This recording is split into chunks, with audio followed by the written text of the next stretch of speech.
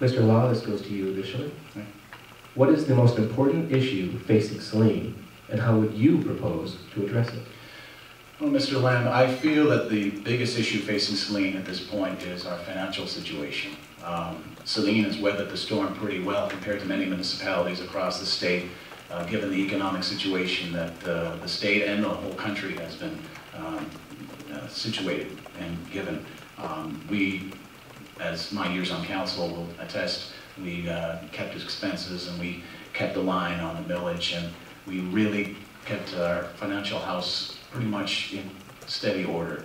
But I think more than ever now, that is what is the most important issue facing us, that we keep our financial house in order, that we watch how we spend taxpayers' money, that we are careful as we proceed to any projects that may come up, that we are mindful of, that we are stewards of the taxpayers' money, that we are invested in that trust, and that we have the responsibility to carry out that trust. To propose to deal with that issue, I would, if elected mayor, I would want the entire council, myself obviously included, to have the discussion, go over all the pros and cons, go over all the issues, all the things that we need to look at to make sure that we are financially stable. Because make no mistake about it, we have the personal property tax issue that's coming up before Lansing that we don't know what's going to happen with that. That has a profound, or potentially profound, impact on where and how we proceed in Saline as far as our financial picture is concerned.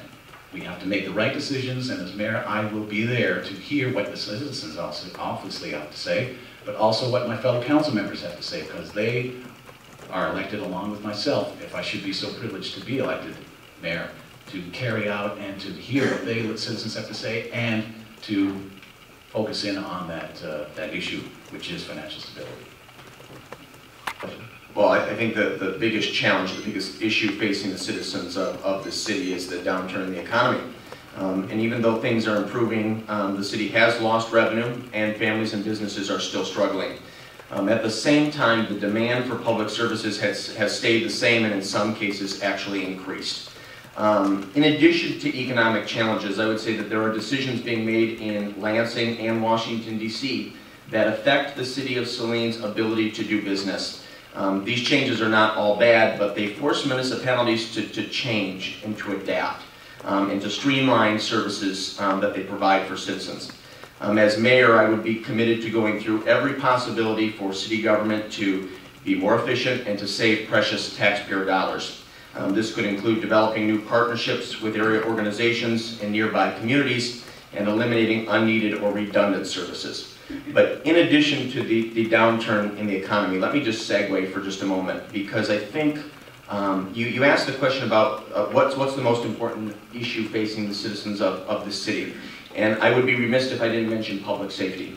Because I think at the municipal level, one of the most basic and fundamental services that we provide to our citizens is public safety. It's police and fire. And it's probably the issue I'm the most enthusiastic about.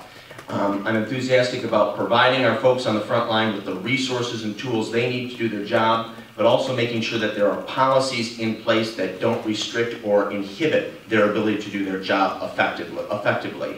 And I'm proud to say that during my 4 years on council, I've been engaged, I've been in tune, I've been accessible to those folks on the front line. And that's why I'm really proud to acknowledge that I've been endorsed by the recently retired police chief, the recently retired deputy police chief, and the current fire chief and current deputy chief. So again, public safety, police and fire are so fundamental, and I want you to know that I'm going to do everything in my power to make sure those folks on the front line have the resources and tools they need to do the job, and I'm not drafting or adopting policies that would restrict their ability to do so.